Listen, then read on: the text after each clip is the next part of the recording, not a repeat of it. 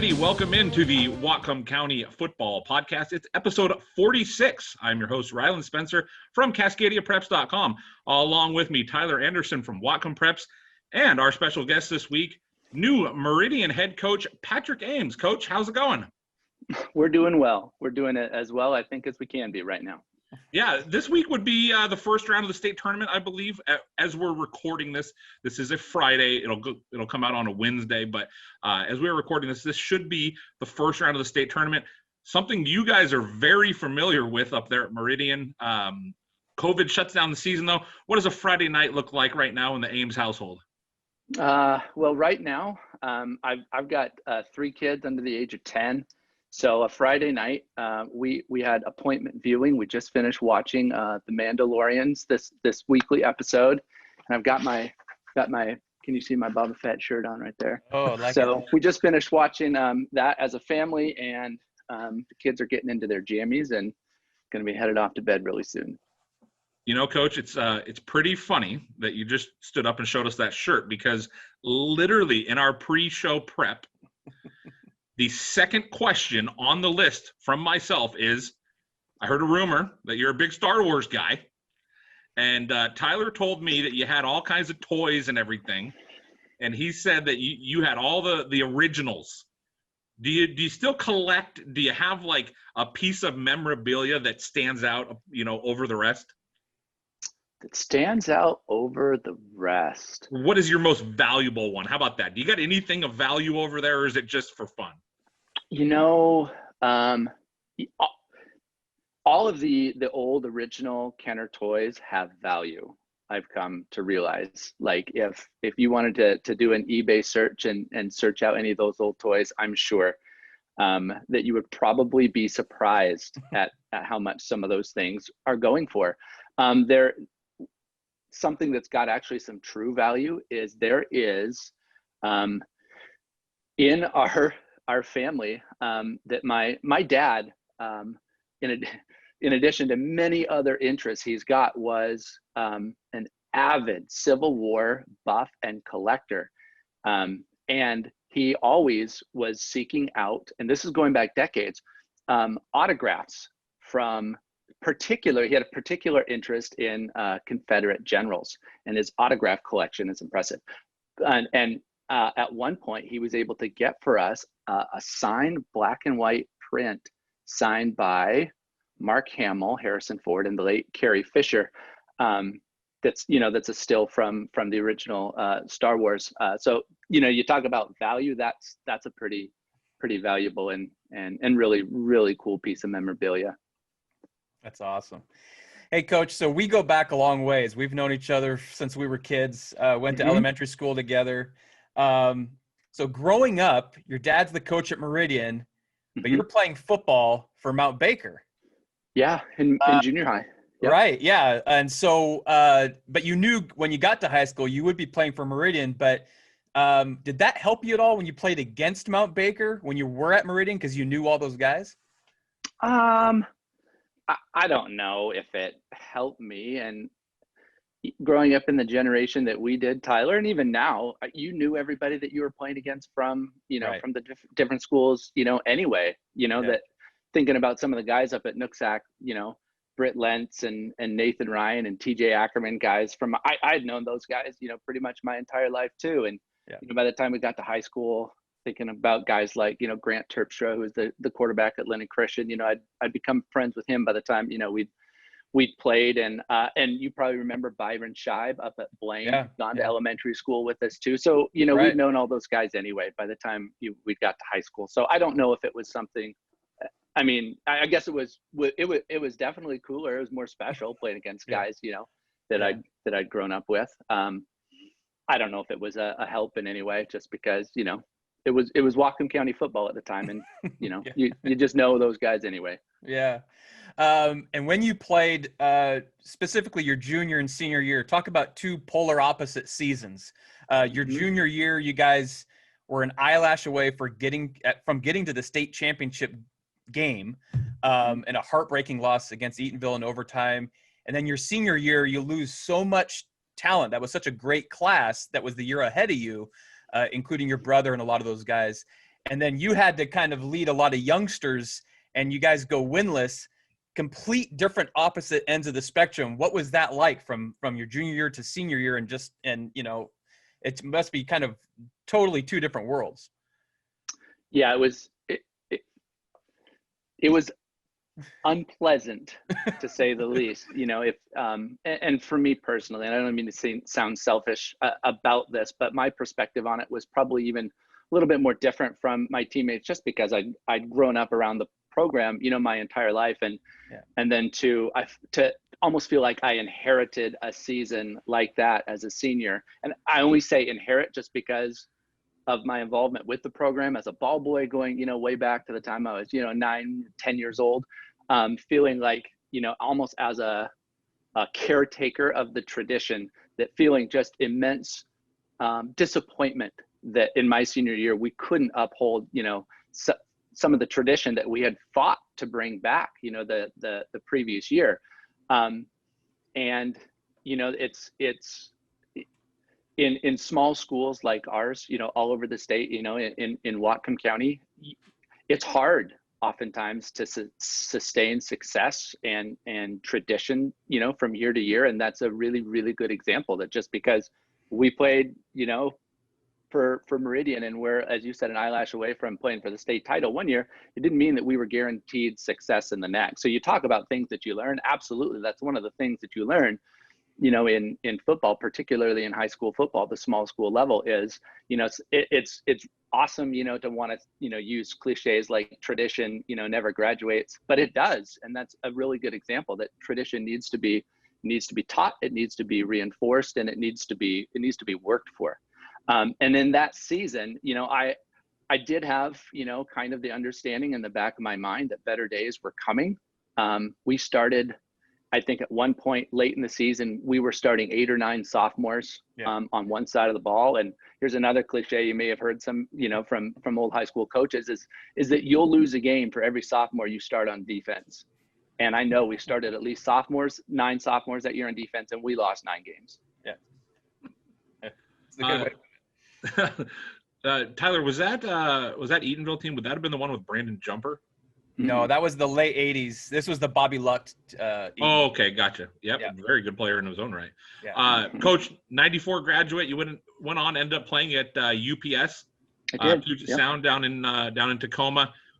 Were they still playing the UPS PLU game in the Tacoma Dome back then? No, my freshman year was the first year that we moved that game back to home campuses. Well, and we played on campus, and PLU plays obviously at Sparks there in Puyallup. So, no, that rivalry game was no longer played in the Tacoma Dome by the time I got to school. I just missed that event, that experience. Did you go to any basketball games while you were there? I've been in that gym before, and it's unbelievable. Yeah. It is a really cool gym. You know, you got the upper gym and the lower gym. Yeah, a really special place. And I know for a fact that back in the 70s and I think probably even the 60s, they used to host the state basketball tournaments there. Yes.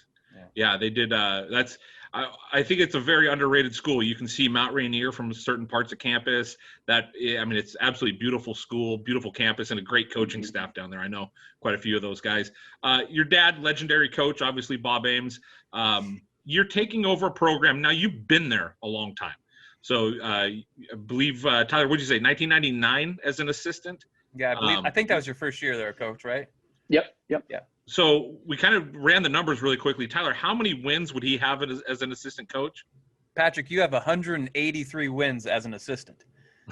Which I don't know off the top of my head, but that's got to be probably in the top like 30 or 40 as far as most wins if you were a head coach with those wins, which is just wild to think about. But in thinking about the things, kind of the way that your dad did things and some of the things that he instilled in everybody, what are some of the things you're looking to duplicate now that, kind of you're at the head of the whole show? We've had a lot of time to think about that, as you know, and with every, in our current climate, I guess what has been, probably really reassuring as we're still navigating almost week by week and developing, and it was tough in the spring, looking ahead, are we going to have spring football? We're going to have a season in the fall, literally making plans almost daily for it, during some of those times. It's been really reassuring to know that we've got such a strong coaching staff and such a strong sense of what we want to be about and how we operate, that with all of the unknown, we definitely had some known with our coaches, with our community, with our school. So in thinking about things that, we want to maintain, well, right now it's been easy in that we don't need necessarily to be doing anything differently. We just need to be doing the things that we believe in more often and better. And as restrictions, allow, we absolutely know that, whenever we have the opportunities to be working out together on campus, following those restrictions and guidelines, which, they are restrictive, we just need to be taking advantage of those opportunities, because one of the things that we've always stood for as a program is hard work and preparation. And those are, again, we talked about, tradition. If you want to talk about tradition, those are things that we'd like to think are traditional, but we need to be able to continue, teach, and reinforce those. And, right now more than ever, it's been trying. So to make sure that, we've given our kids opportunities to be physically ready, not necessarily mentally, right now in the workout, the team workouts that we've got, it's not like you're game planning. We're building fundamentals. We're building some really, basic parts of our offense and our defense. So the mental load isn't there. It's just trying to make sure that after such a long layoff, that hard work that we know ends up equaling success at our level, especially, is something that, we can kind of get back into the groove of and be doing more of when we're allowed. That's awesome. Hey, Coach, what's been interesting the last 8 years or so has been these three schools that you have to play twice a year, and you got to keep going through the yeah, I can see it on your face already. But the interesting thing about it is that each of these three schools has a defensive coach of guys that you played against: Mitch Faber at Linden Christian, Tom Horseman at Mount Baker, Britt Lentz, as you mentioned earlier, against Nooksack. And you were an offensive coordinator, so you're having to game plan against these guys. What were what did those three schools do individually that is something that you always had to, like a certain team always did this or a certain team did that? What are some things that you're going to always remember about those three schools and that you have to always maybe change up a little bit for the second meeting? Oh, you're always looking to try to refine and change things up. Because you're right, all the schools in our conference play such good defense. And if in years where you're not physically good enough just to line up and play football, and oftentimes we always will take the approach that we're not, right? And in the flow of the game, if you are, talent can end up taking over. But we'll always take the approach that we're not good enough unless we prepare really, really hard, that we're always looking to show our opponents, something a little bit different, not necessarily, to fool the other teams, but just to get them playing a little bit slower, maybe, because, when you go into a game with Mount Baker and Linden Christian, when, there's going to be pressure coming, you want to slow those guys down somewhat. You want to put somebody, in a different spot or shift somebody someplace, or maybe show a wrinkle in a formation, which might cause a little bit of confusion just to try to gain a first down, in some cases and in some years. It's quite the challenge. And I think it's probably really unique to our league. I don't know if anybody else, plays the meat grinder of a local schedule like we do. And obviously, I think it's really helped prepare the teams that come out of our league. Most years, we've got teams that, can make, for good and deep, playoff runs. And I absolutely know it's because we service each other in the regular season just by playing so hard and making every coaching staff and every team prepare like you don't necessarily sometimes have to when you're playing other people outside your league. We always know, just like all the other coaches in our conference do, you almost take a little bit of a breath, when you get into the postseason sometimes, because some of the things that you think are just base parts of your system, it's hard to run them against the teams in this league because there's so much continuity in the coaching staffs. You've seen everything and shown everything that you could possibly show to some of these other teams. So when you get into the playoffs, sometimes into the postseason, you're going to be prepared, and you can fall back on some really fundamental principles of your programs because other teams aren't going to be as prepared as the coaches in this league will have their teams ready to play. Right.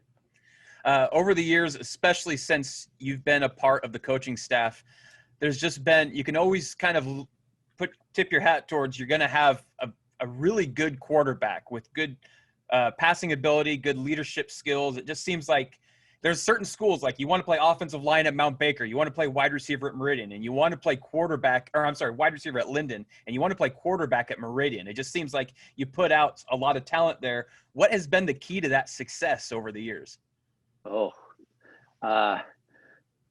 If you go back, other than the Slesk family, I was going to say bloodlines. Yeah. Yeah. It's just, the boys that came out of that family were absolutely made to play quarterback, just made to play sports in general, just fantastic leaders, just unbelievable work ethic and competitive to the final play and not just playing a game, but in practice also. Yeah. Football's full of cliches, and if you want to practice like you play, if you could have watched those kids practice on a daily basis, there was going to be no doubt that you were going to play and compete well at that position, just because they were always doing it. Yeah. And since Zach graduated in 2011, you're right, we have had some other really pretty good quarterbacks, and the last 2 years, Simon Burkett was a tough act to follow, certainly. But Cameron Webster, who played for us last year, and Dawson Logan, who played for us in the 2018 season, cut from the same mold as far as being great leaders, great teammates, and ultra competitive. And with those guys, they were two-way players, which it's sometimes nice not to have to play your quarterback on both sides of the ball. And sometimes, if that's your best athlete, which is what, we were in the situation the last 2 years, we had these guys were starters at other positions, for us offensively, and had to be on the field, doing things for us if we were going to move the ball or stop anybody. And you take those guys and you try to build, in some respects, and game plan with those guys, knowing that they're going to be your best competitors. Hopefully they can run a little bit, teaching them some of the ins and outs of how you want to, attack in the passing game and just rallying around them. So I don't know that we've done anything special that other schools, aren't doing. But those are certainly qualities that we look for in the kids that play quarterback for us. Tyler, 5 names? I think it's time. 5 names, Coach. I'll give you a name. You give me a 10-second relative answer as to what comes to mind when you hear this name, all right? Okay. Beaver Ellenboss. Oh, really deep history. One of my best friends, an unbelievable, and I mean that, an unbelievable mind for the game of football. Stephen Auld.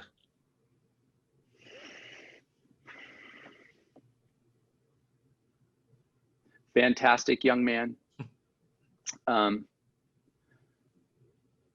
When he was a player for us, hardworking, tough and physical, and would just say things sometimes that just had you, cracking up, like just things that it's like, why is I remember one time in practice, I think I was within earshot, and he asked my dad, just kind of out of the blue in practice, he's like, "Hey coach, how come you always call me Steven? How come you don't call me Auld? You call Burgess, you call Knight, you call Avery. How come you don't call me Auld?" And it was just one of those things that, it's just such an innocent question to ask. Like, nobody really asks for a nickname oftentimes, but here's this kid, no pretenses, hardworking and tough and a great friend and a great teammate, just, out of the blue, "Hey, how come I don't have a nickname? I want a nickname." But really in the sweetest, most genuine way you could think of for an absolute war daddy on the football field. And I know you asked for 10 seconds, but my brother-in-law ended up playing baseball and is really good friends with, his name is Hunter Simpson, great guy. And he's a dentist now in Gig Harbor, but he played tight end on the Pullman team that we played for the state championship in 2003 when Steven was a senior.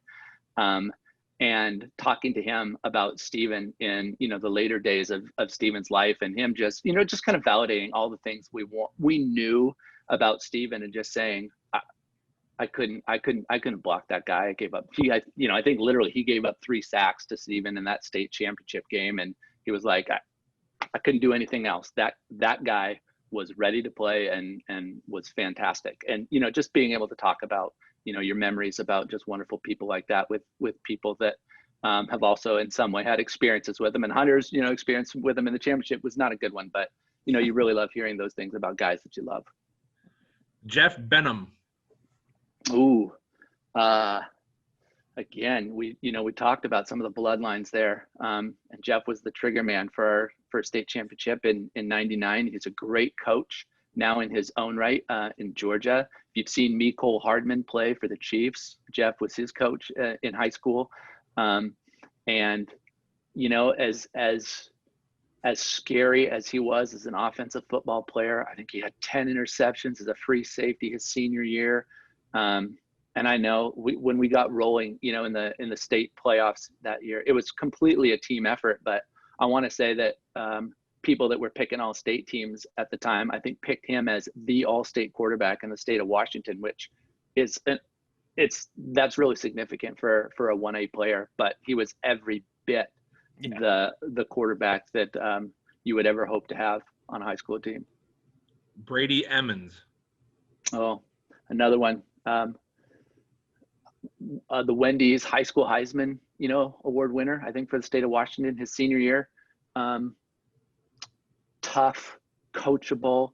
I remember we lost a game to end his junior year, and I remember him coming off the field with tears in his eyes. And I remember he said, "We're never going to lose a game again. We're never going to lose a game again." And I remember that, right? And sure enough, we didn't.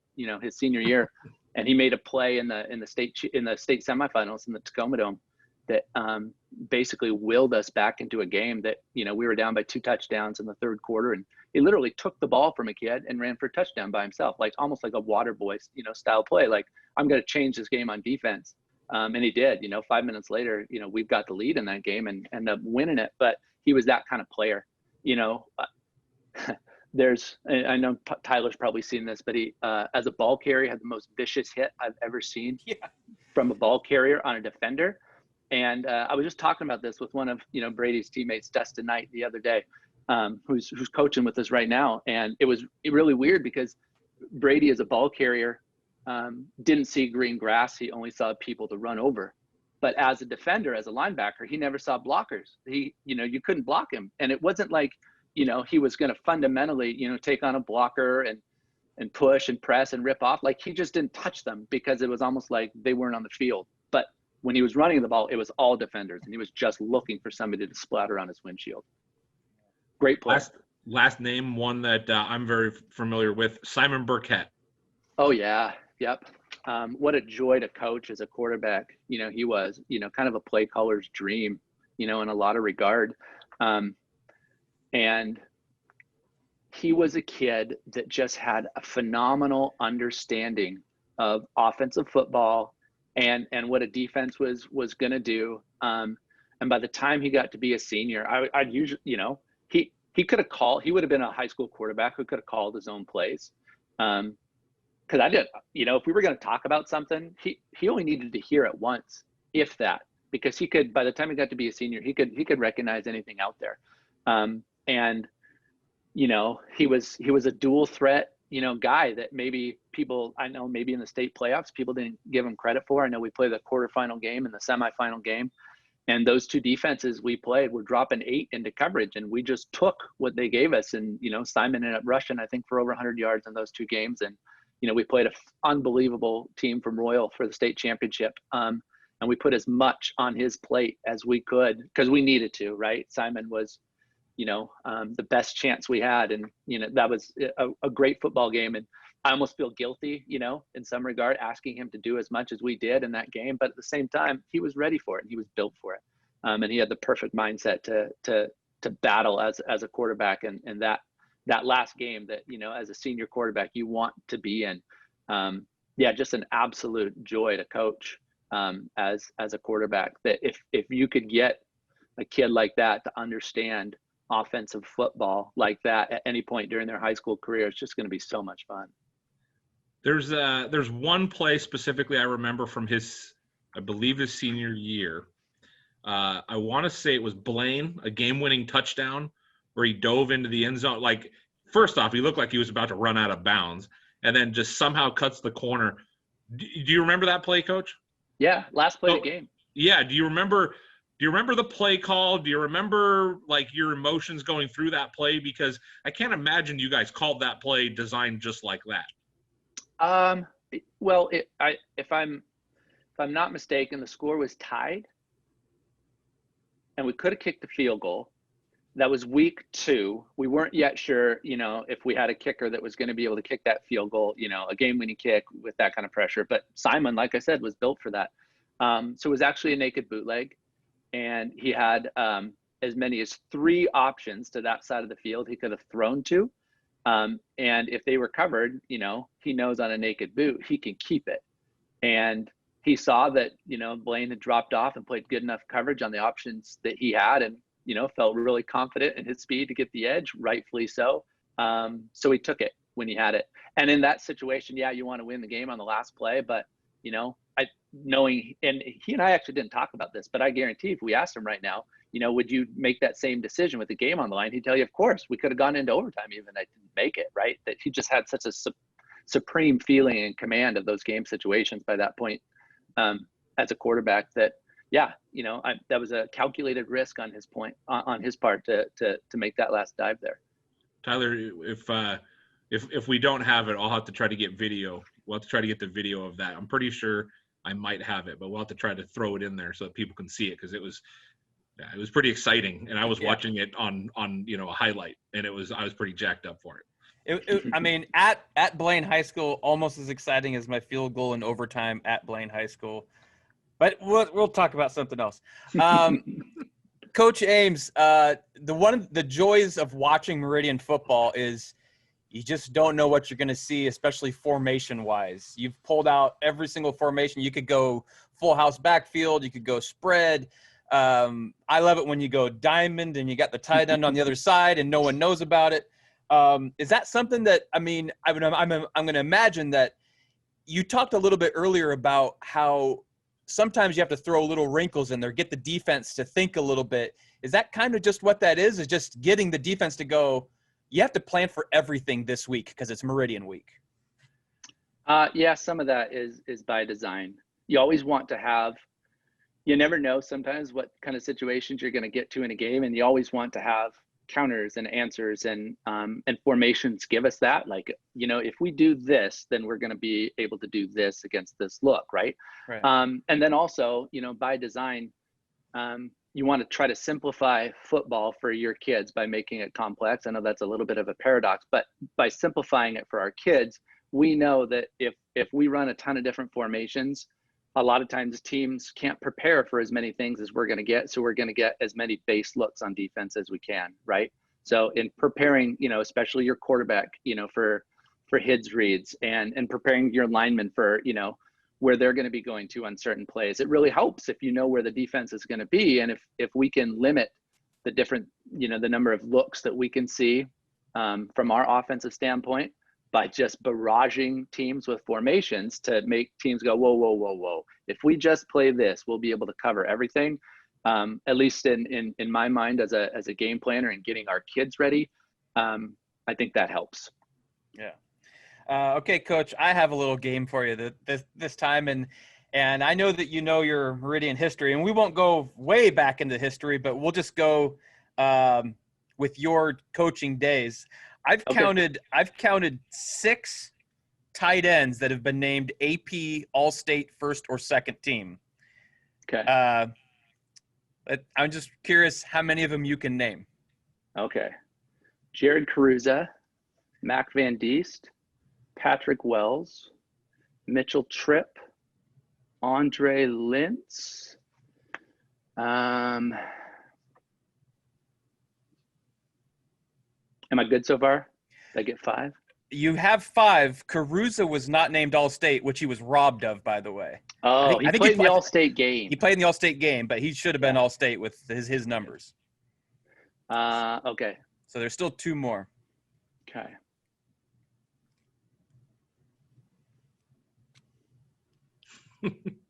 You were really ripping them off, though, there for a second. Yeah, that was a lot faster than what Lepper did with the running backs to begin with. Lepper kind of did this thing.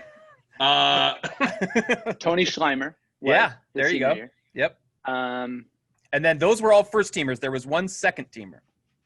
Okay, I see. And now I have to confess, I'm aware when our kids get recognition, right? So I can tell you Andrew Logan was an All-State selection to play in the All-State game. I can't tell you if he was on the Right, and team or not. And he's another one that, Yeah, so same goes for Denver Vanderyacht. Right. Picked to play in the All-State game. I don't know if he was an AP pick or not. Right, and those 2 are phenomenal players that definitely deserve that. Kyle Young was named. Kyle Young, yeah, was All-State second team. So, man, a lot of good tight ends. And I brought up one of my favorite plays I've ever seen, and I was writing for the Herald at the time. I was probably sitting right next to you when you called it up in the booth. But you had the diamond formation. You had the tight end on the other side. And you roll out, and then Willie Wantz is standing there all by himself, throwing the ball, and Willie just running down the sideline like nobody knows it. It's just I love how you get your tight ends involved, and it's shown over the years.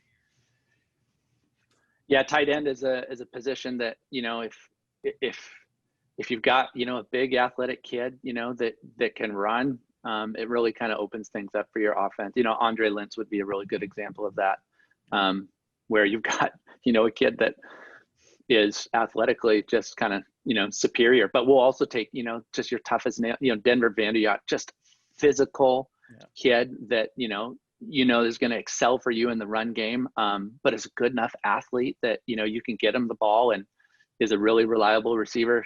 I love having good tight ends to be able to factor into how we want to attack folks. Right. Go ahead, Ryland. Coach, I think I asked this on behalf of the people of Royal City, Washington. Tyler, I know those people out there really well. And they always ask me, though, how much do you think this guy actually weighs, and how tall do you think he actually is? When I asked you earlier about the things that you were looking to duplicate, are we going to start getting a real roster here, or are we getting the freshman height and weight, or what? I don't even know where we came up with these numbers. So as a head coach, you need to learn, what things you can delegate and which things, still fall into the responsibilities of a head coach. And I've got to, I think I'll probably leave setting the roster to my father, who is still currently, a friend and assistant of the program. So you can tell your friends in Royal that they can continue to read our rosters and they can make their own estimation. My dad's 75 years old right now, right? So he doesn't, and he's just, he's had cataract surgery last week, and he's going in for another one next week. That may improve his estimations of our players' dimensions. But if they don't, your friends at Royal, they're more than welcome to second guess what he's guessed our kids are coming in at. I think as long as Tyler doesn't put the actual height and weight up online, they're just going to have to keep guessing. Coach, we mentioned Blaine a little bit earlier. Tyler, you mentioned kicking a field goal there. They're going to a new stadium, and they got field turf now. Has there ever been a time in which Meridian, you guys have had some fast teams, some fast players? Heck, that team that went to the state finals and lost to Royal, I thought that team was pretty dang fast with Bryce Vandenhoek, and Simon was obviously very fast. Has there ever been a time, and you don't need to name the place, ever been a time you showed up and you looked around at the grass and said, you know what, they didn't cut it this week? Has there ever been a time where you knew that? Like I could see like maybe a Lyndon Christian doing this to you guys. Like, hey, these guys are fast. We need to, maybe not mow it, or mow it a little high this week. I'll be honest. I've if the field's muddy or not, but size of the grass, that's not anything that maybe we've had kids in the past who have looked at that, but by the time we get to game day, like that's the last thing we're worried about. We have had a school in the past, a school that we hadn't been really familiar with at the time, showed up at our field one time for a game, and that was the first thing out of their mouths was like, it looks like you guys have watered the field, and your athletic director is going to hear about this. I'm like, well, for one, we've got a fantastic maintenance department who takes care of all those needs for us, and two, you really think that we were going to be worried about watering the field instead of getting ready to actually play? It's you worry about the things that are in your control and don't worry about the rest, and that's something that, yeah, I know some people worry about it, but I don't think I've ever showed up and worried about the size of the. I'll tell you this one. There was a time when I played baseball and played on a select team, and we actually played at a field, and the first thing my dad said when we got there is he goes, "It looks like they haven't cut this grass in about a month." And I mean, I'm not kidding you. It was well over the ankles when you were in the outfield, and I'll never forget it. I threw a pitch and high fly ball to left field. My left fielder, Monowai Quindara, goes back, and you could see it. And right from the start, you just went, "Oh my goodness, please don't fall down." One of those ones where he should have turned his body and made the right play, but he kept backpedaling, and eventually he fell down. We got lucky. The ball literally went right to him, and he caught it sitting on the ground. It's one of the funniest things I've ever seen. Tyler, do you got anything? Well, I was just going to ask a little bit about, obviously you've been with the program for a while. It's hard to ask a new coach this, but what are some of the things that are positives? Who are some of the big names coming back for Meridian this year for 2020? Well, if you've seen our roster, there aren't any big kids or big names. A big name? Okay, I've got one for you. We do have a freshman. His last name is Sprecklemeyer. So that's a big name for you. Yeah, there you go. Big name in numbers. Got it. Yeah. Hey, Tyler, first off, point out the star there from Meridian. Seems like we do this every week now. Right there, the big gold star. Yeah, the only one that's actually hard to see. It's which maybe makes sense. Maybe it's because it's like 5'1", and like 108 pounds. Well, sometimes too from my angle. Yeah, and sometimes it is hard to see. You just drive right by it on the guy Meridian. You're like, wait a minute, right? we missed the turn. In downtown Laurel, I got lost. Oh shoot, Tyler, there was one other thing that okay. Your dad coached for what was it, Tyler? 46 years. Yeah, episode 46. Head coach at Meridian. Right. We'd be stupid if we didn't ask you for your best Bob Ames story, and it's. I'm sure there's like 1.5 billion of them, and Tyler's told me a couple of them off the air that are like from certain places that not really able to talk about on here, but there's got to be just like maybe one of them that sticks out above the rest. And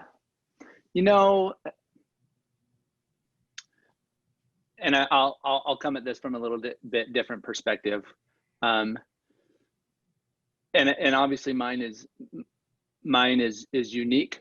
Being able to, I've grown up with the man my entire life and been able to work with him professionally for the last 20 plus years, and just thinking about lessons as ultimately a husband and a father and a teacher and a coach and a man, and just doing the right thing for our community, for our school, for our players. And as a kid, seeing the things that nobody else saw, the things that he would do at times for some of his players, whether it was, "Hey coach, I don't have any money to go to the prom." "Okay, you know what? Come over. You can shovel out my barn this weekend and I'll pay for, whatever you need for the prom."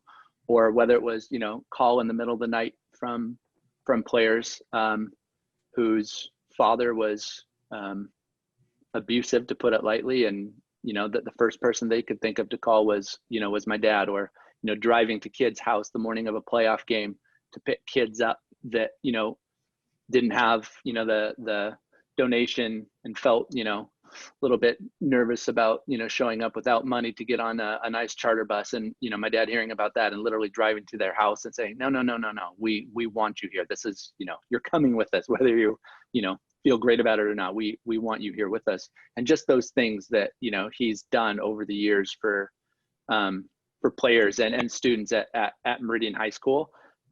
So obviously there are a lot of stories that, that Tyler's heard and that I could tell, stories from, year in and year out that are just in some cases wildly amusing. The ones that I think about now, as I go from a smaller chair to a bigger chair in the program, the ones that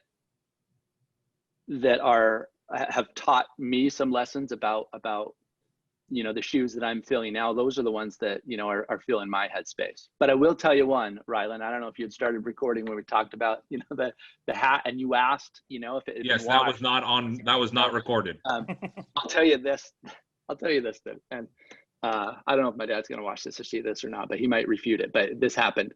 I remember one day, and I wasn't in high school yet, but maybe we had an early release from school or something. And I asked my mom to drop me off at the school, because I wanted, my job at the time was a ball boy and I wanted to go out to practice.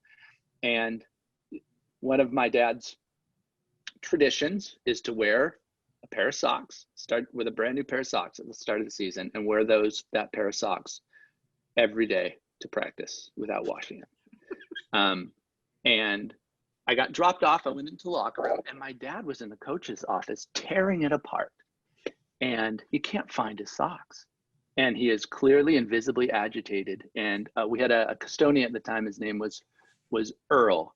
And this was, this was in the 80s. And I'm pretty sure, as a kid, Earl smoked cigarettes because you could smell that smell on him. And that factors into the story here in a minute. And my dad tells me, go find Earl. I'm like, okay. So I went out and I found Earl, and I was like, Earl, yeah, my father's in the locker room. He asked me to find you. And Earl comes in, and my dad says, Earl, where are my socks? And Earl said, oh, those old things? Well, they were old and stinky, so I threw them away. My dad said, Earl, you're old and you stink, and we don't throw you away. Go find my socks. And he went out to practice that day without his socks. But when he came back in, they were there, which means poor old Earl had to go out to the dumpster and find those socks and return them. And I don't know what they would have been in there with, but they were sure on my dad's feet the next day of practice. That is awesome. Did you happen to listen to our Meridian All Decade podcast at all? I don't think so. So in that, we talked about how, you were taking over, and at least I'm pretty sure that's where we talked about it, Tyler. Yeah. Now, your dad, one of the funniest things I've ever seen was Dr. Evil, right? Dr. Evil. Now, Tyler over there, he's got a little mini-me thing going on right now where he's trying to be. Now, what we decided was, since you were taking over, yes, and there you go, Tyler. Now you're really looking like Bob Ames. There we go. Yep, with the headset and everything. Yeah. Ooh, yeah. Going back to the movie, though, that would make you, since you're his right-hand man, essentially, for the last little while, and you're the guy coming in right behind him, that would make you number 2. Yeah. That's right. Now, are you okay with that nickname? If we call you number 2 on the Whatcom County Football Podcast from here on out, are you okay with that? Hey, you can call me. No, that's fine. But at the time, right after that season, when he did that, the Dr. Evil spoof, that year's football team, at the end of the season, the coaches all got polos, and I've still got that polo someplace, and it already says mini me on it. It doesn't say number 2, unfortunately. That's awesome. Well, Coach, one question we always ask, and we always ask it towards the end of the podcast, or I guess show if you're watching this on YouTube, right? Or Facebook, whatever Tyler puts it on now. If you could go back in all the games, do we just go coached, Tyler, or do we go played as well? We could do one of each, because I think I know both the answers. So okay, let's do one of each. Well, we want one game that you played in that you would like to play again, and one game you coached in that maybe you'd like another shot at, and why those 2 games? The played in, Tyler referenced this one. I don't know if it was on the air or not, but when we played Eatonville in the state semifinals, and that Eatonville team, gosh, they were incredible. They were such a good team, coached by Steve Jervis. And I remember, my dad and I sat down with him at and ate dinner together at a coaches convention one time, and and talked about that game. And we have a coach on our staff. His name's Ty Harrison, who played on that team. He was a senior on that team, and just hearing Steve Jervis say, "Hey, he's the best free safety I ever saw in high school football. If you notice, you go back to that film, we didn't throw one ball in between the hashes because I was so afraid he was going to intercept the ball and return it for a touchdown." And Ty made some unbelievable plays in that game. I know he returned a punt for a touchdown that got called back that would have won us the game. Tyler, you got a mind for stats. I know you'll appreciate this. And I don't know if you know this, but our school record longest field goal and longest punt kicked in the same game by Ty in that semifinal game. Yep. And I think about that game and everything, and we had lost guys, a running back the week before, and we lost another running back in that game. I was playing as a junior probably more than I deserved to or should have, because we were down a couple of senior running backs. And watching everything that my teammates gave in that game, against inarguably the best team in the state that year, to get us right down, to battle down to the to the inch. When I think about how close we were on some of those plays, to be able to have won that game would have been awesome. It would have given us a great chance, I know, playing for the state title in the next week. But thinking back on it now, all the preparation and the effort and the heart that went into that week, and then actually playing the game, win or lose, those are the things that you really remember about high school football, is just what playing a good word can bring out of a group of guys. And as far as coaching one, maybe the most recent one, that stands out is that state championship game that we played against Royal a couple years ago. Thinking about, and there were a number of different, storylines in that game, thinking about it, that being kind of surprised at some of the ways that game was officiated, I know. And I'm not taking officials to task, but that was the big push, at the beginning of the season, was this year there's going to be no contact tolerated by defensive backs on receivers down the field. That was the message we got, when they bring all the teams to get to midfield, the jamborees, and that's what they're saying. And for the most part, our season was officiated that way. And in the game, man, I credit, Royal immensely for their game plan, just to see, on the defensive side of things, how much, can we get away with, and how aggressively and physical, they could play on defense. And they had a great plan, but being surprised at some of the things that, didn't happen in that game for us that, maybe could have. And it wasn't like we helped ourselves out. We dropped a number of big passes in that game that certainly would have, changed things. And I mentioned earlier how much we put on Simon, in that game. But that doesn't even tell the story of what our defense did, in that game. Simon didn't play defense, but, that Royal team, correct me if I'm wrong, I don't think anybody had played him closely that year. No. But maybe Connell, and that would be about it. Yeah. And I remember, Connell's coach had said right before we played him that that's the best defense he'd ever seen in high school football. And that, yeah, they were talented. The corners they had were scary. The two guys they had standing up on the edges were phenomenal players. And, again, that's one of those games that you look at, and it was the state championship.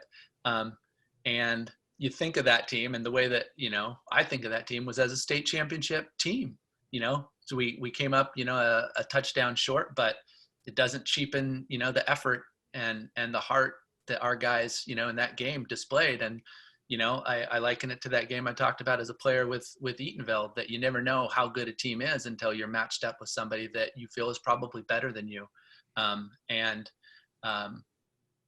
And that game was certainly one that, it'd be fun to go back and play again, knowing the effort that our kids gave in it. And if we could have, made one more play here or there, how that could have, affected the outcome.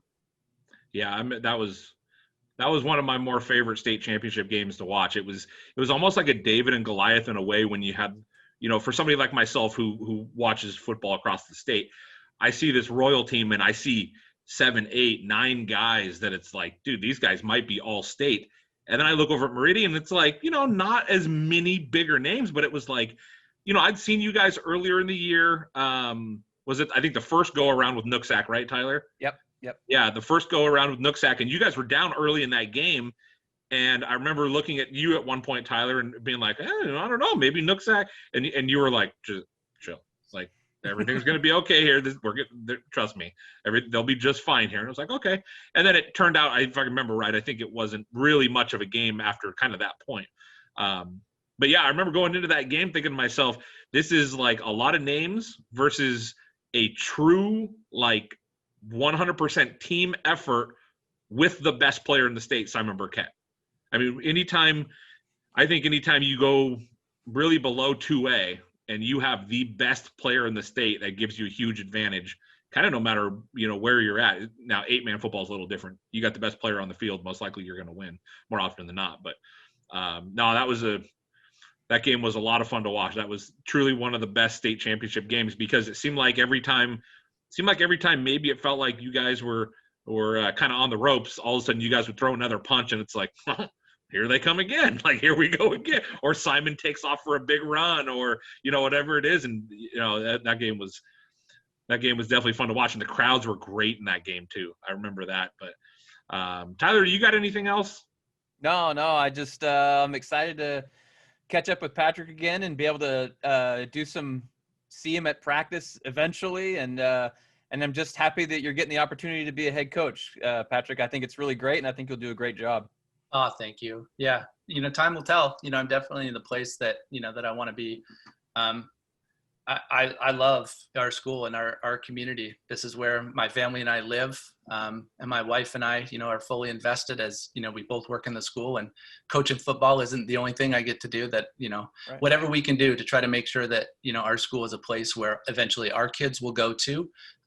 That's what we're working to try to build and to try to maintain. Before we go, I have to say, now that, I've got Tyler here, and, we've been able to tell some stories, and I don't know, Tyler, it's funny what you remember as a kid, right? Yeah. My first impression, Ryland, I'll indulge me here. My first impression of Tyler was before I even met him. And the power of first impressions are so strong, right? I've always known Tyler to be a smart guy because his older brother, Jerry, and I were friends in elementary school. And before I'd even met Tyler, I remember, for whatever reason, Tyler, Jerry and I were in second grade or whatever, and he brings you up. He's like, no, my brother is smart.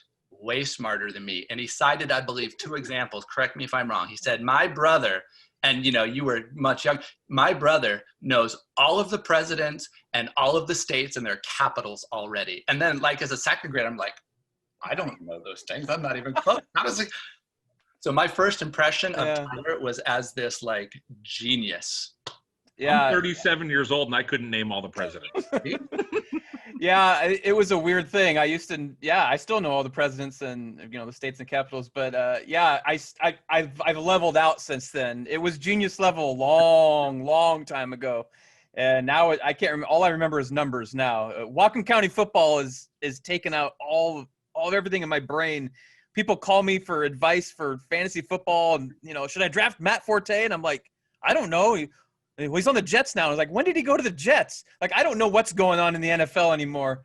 And so, it's all Whatcom County football now. So it's there's still a lot of space up there, but it's 10,000 guys that played in Whatcom County football, and you were one of the best of them too. So it's really, really cool.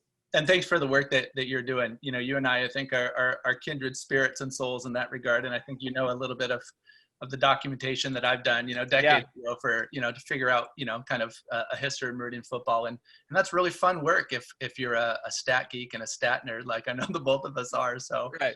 I'm glad that you're doing this work for everybody here in Whatcom County. This is awesome. This is really fun. That's a lot of fun. Thanks, Patrick.